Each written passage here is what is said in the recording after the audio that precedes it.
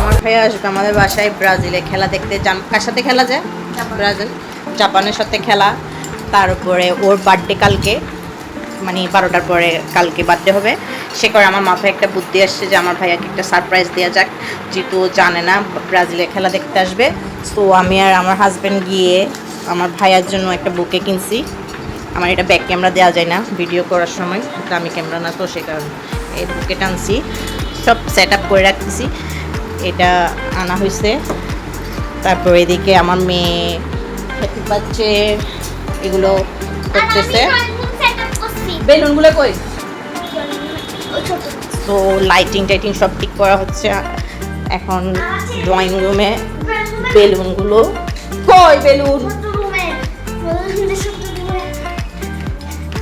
তো ও দেখে ফেলবে, সেই কারণে ড্রয়িং রুমে কোনো কিছুই রাখা হয়নি।